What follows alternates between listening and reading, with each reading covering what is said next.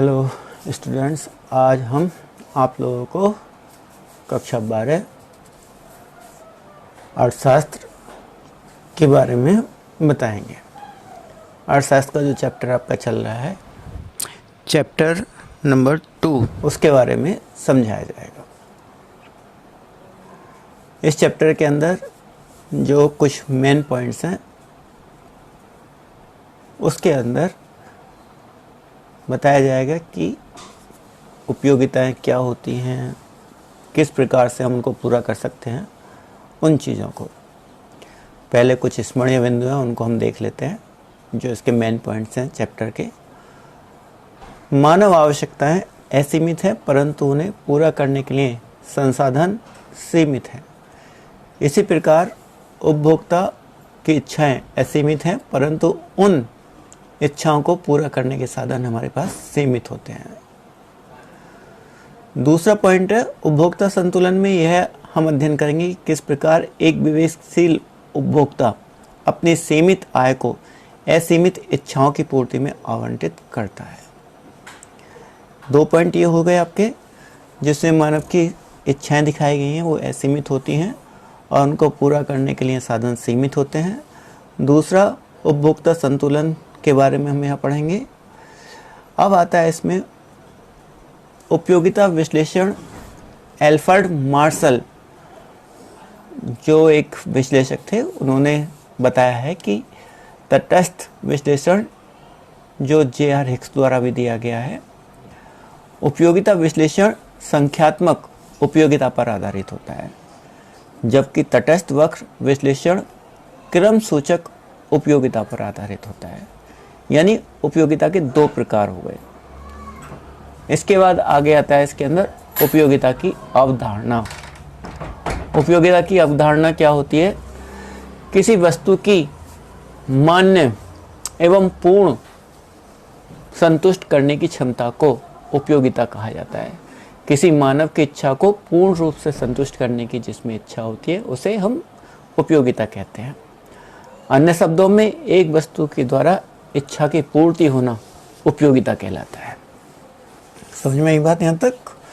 उपयोगिता की विशेषताएं। उपयोगिता जो होती है हम उसको संख्या के रूप में नहीं माप सकते।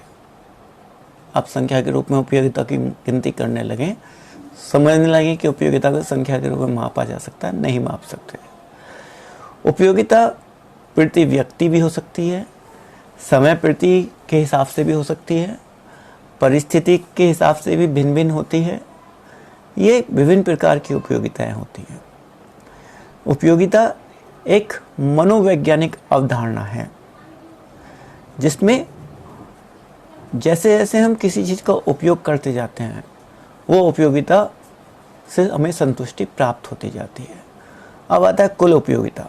यह एक वस्तु की सभी इकाइयों का उपभोग करने से प्राप्त होने वाली उपयोगिताओं का कुल जोड़ होता है। उदाहरण के लिए यदि किसी वस्तु की 4 इकाइयों का उपभोग किया जाए और एक इकाई से 10 यूटिल, दूसरी से 9 यूटिल, तीसरी से 3 यूटिल और 8 यूटिल और चौथी से 7 यूटिल उपयोगिता मिले, तो कुल उपयोगिता 10 + 9 + 8 + 7 = 34 यूटिल होगी। उपयोगिता को हम यूटिल इकाई से मापते हैं। जैसे साइंस में कहते हैं ना, बल का मात्रक यूनिट होता है यानी न्यूटन होता है, ऐसे ही। अब आता है सीमांत उपयोगिता। किसी वस्तु की एक अतिरिक्त इकाई का उपभोग करने से प्राप्त होने वाली अतिरिक्त उपयोगिता को हम सीमांत उपयोगिता कहते हैं। उदाहरण के लिए यदि किसी वस्तु की 5 इकाइयों के उपभोग से 40 यूटिल उपयोगिता मिलती है और 6 इकाइयों के उपभोग से 45 यूटिल उपयोगिता मिलती है, तो सीमांत उपयोगिता कितनी होगी हमारी? 45 में से 40 घटा देंगे तो 5 यूटिल आपकी सीमांत उपयोगिता आ जाएगी। nth इकाई की सीमांत उपयोगिता = होती है n इकाइयों की कुल उपयोगिता n-1 इकाइयों की कुल उपयोगिता।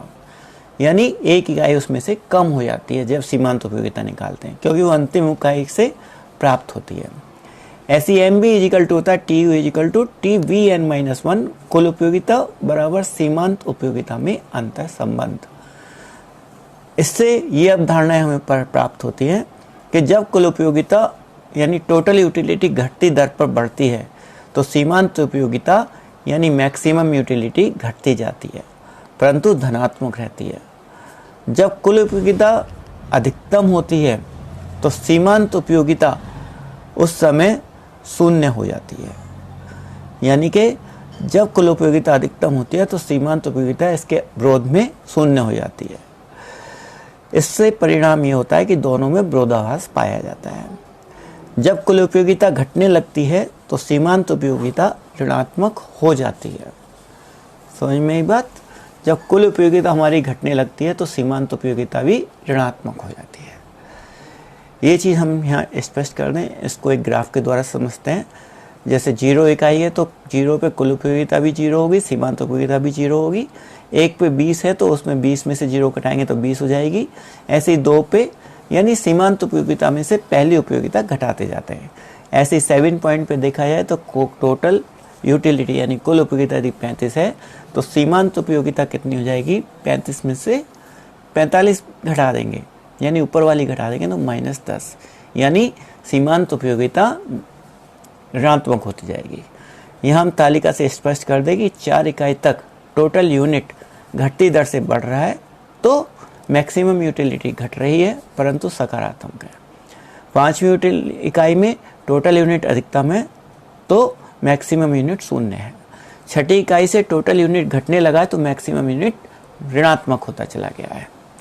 ऐसे ही यहाँ पे ग्राफ के द्वारा यदि आप समझें तो यहाँ पे कुल लागत y अक्ष पर है, मात्रा x अक्ष पर है। इसमें देखा जाए तो टोटल यूनिट जब मैक्सिमम है तो उस नियम को दिखाया गया है। ऐसी दूसरी में उष्णता बिंदु दिखाया गया है, मात्रा उसमें। इनसे हमें ह्रासमान सीमांत उपयोगिता का नियम मिलता है कि जैसे जैसे एक वस्तु की अधिक आयामों का उपयोग किया जाता है वैसे वैसे उस वस्तु से प्राप्त होने वाली सीमांत उपयोगिता कम होती जाती है। जो चीज़ हमारे पास जितनी अधिक हो उतना हम उस चीज़ से अधिक मात्रा को कम पाना चाहते हैं।